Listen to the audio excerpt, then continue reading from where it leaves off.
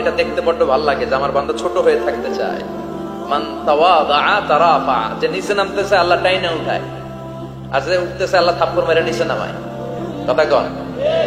মুসা আলাইহিস সালাম, সহিহ বুখারীর বর্ণনা, বনি ইসরাইলের লোকদের মাঝে ওয়াজ করতেছিলেন, এরকম নসিহত করছিলেন। তো একজন দাঁড়িয়ে বলল, ইয়া নবী আল্লাহ মুসা, মান আ'লামুন নাস ফিল আরদ। হে মুসা নবী, জানতে বড় মনে চায় বর্তমান পৃথিবীর সবচেয়ে বড় জ্ঞানী কে? মুসা আলাইহিস সালাম কয় আমি।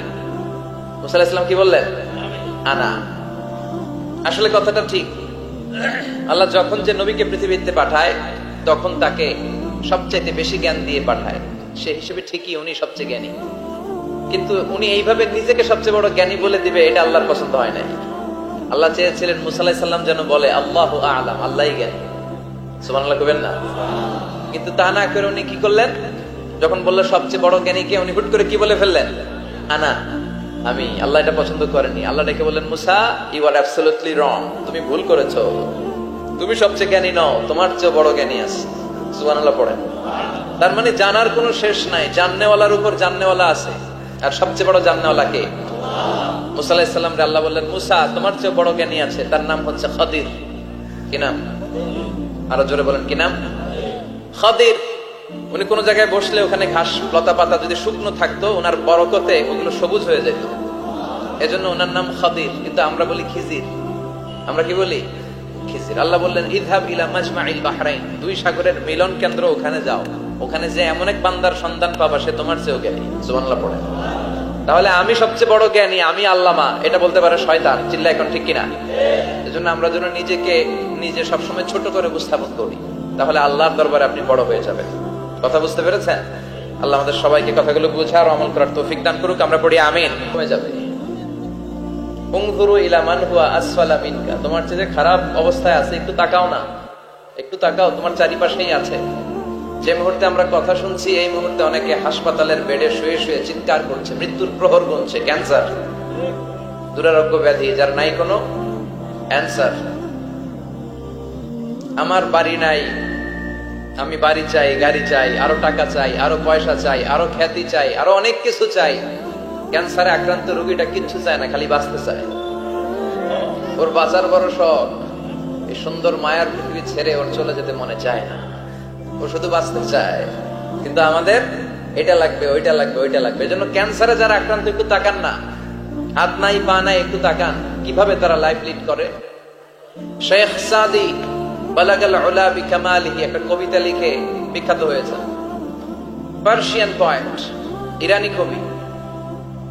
ওনার আর্থিক দৈন্যতা যাচ্ছিল কিছুদিন ধরে, ওনার আর্থিক কিছু সমস্যা, টাকা পয়সা নাই, ফলে ওনার জুতা ছিঁড়ে গিয়েছে, পায়ে জুতা নাই, খালি পায়ে হাঁটে। আর মনে বড় আফসোস, মনে বড় দুঃখ, আমি এত বড় কবি, আমার পায়ে জুতা নাই, আমার পায়ে কি নাই। তো একবার ঘর থেকে বের হয়ে দেখে একটা লোক ভিক্ষা করে খাচ্ছে, ওর দুইটা পায়ে নাই। শেখ সাদির কি নাই? ভিক্ষুকের কি নাই? ভিক্ষুকের দশা দেখে সেজদায় পড়ে গিয়েছে। সেজদায় লুটিয়ে পড়ে আল্লাহর বলে, আল্লাহ শুকর, আলহামদুলিল্লাহ, বেশ ভালো আছি। এজন্য উনজুর ইলা মান হুয়া আসফালা মিনকা, তোমার যে খারাপ অবস্থানে আছে তার দিকে তাকাও। ঋণের বোঝা কাঁধে এত বেশি, প্রতিদিন বাড়িওয়ালা এসে তাড়া করে, ভাড়া দিতে পারে না, এরকম লোক আছে না নাই? গ্যাসের বিল দিতে পারে না, বিদ্যুতের বিল দিতে পারে না, স্ত্রীকে একটা শাড়ি কিনে দিতে পারে না, বাচ্চাদের 3 মাসের 4 মাসের বেতন ভাড়া জমা হয়ে আছে, দিতে পারে না। কত সুখে আছি আমরা, কত শান্তিতে আছি আমরা, শুকর গুজার হতে চাই না, শুধু অভিযোগ আর অভিযোগ। আল্লাহ বলে, অভিযোগ বাদ দিয়ে দাও। বিষ্ণু বলেন, তোমার চেয়ে যে খারাপ অবস্থানে আছে একটু ওইদিকে তাকাও, তাহলে দেখবে তুমি অনেক ভালো আছো। এজন্য সব সময় সুখে দুঃখে সর্বাবস্থায় আমরা প্রশংসা করবো একজনের, তিনি কে? আর প্রশংসা করলে নিয়ামত বাড়ায় দেয় কে? আর প্রশংসা না করলে শাস্তির জন্য অপেক্ষা করতে হবে।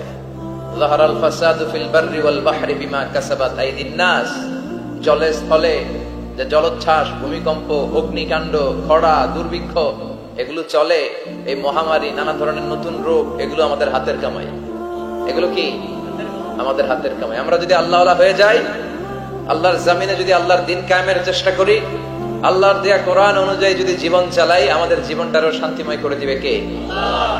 আমাদের ধর্মের নামই তো শান্তি। ধর্মের নাম কি? ইসলাম। ইসলাম মানে কি? বিশ্বনবী রাজা বাদশাদের কাছে যখন চিঠি লিখতেন, তিনি তিনি প্রথমে শান্তির কথা শোনাতেন। সুবহানাল্লাহ পড়েন। দেখেন কত সুন্দর ধর্ম। আর আমাদেরকে ওরা শান্তি শিখায়, আমাদেরকে মানবাধিকার শিখায়, মানবাধিকারের কথা, শান্তির কথা মানায় একজনের মুখে, তিনি হচ্ছেন মুহাম্মদ সাল্লাল্লাহু। গোটা বিশ্ব তার কাছে ঋণী, তার কাছে কৃতজ্ঞ। তিনি শুধু দিয়েছেন, নেন নাই। সুবহানাল্লাহ পড়েন। তিনি বলেছেন সালামুন আলা মানিত্তাবা আল হুদা। যাদের কাছে বিশ্বনবী চিঠি পাঠাতেন তিনি লিখতেন সালাম, মানে শান্তি, শুরুতেই শান্তি। তাদের প্রতি আলা মানিত্তাবা আল হুদা, যারা হেদায়েতকে অনুসরণ করে। রাজা বাদশাদের কাছে বিশ্বনবী চিঠি পাঠাতেন, শান্তির বাণী পাঠাতেন, তারপর লিখতেন আসলিম তাসলাম, ইসলাম মানো শান্তিতে থাকবা, তাহলে আল্লাহর দরবারে আপনি বড় হয়ে যাবেন। কথা বুঝতে পেরেছেন? আল্লাহ আমাদের সবাইকে কথাগুলো বুঝার ও আমল করার তৌফিক দান করুক। আমরা পড়ি আমিন।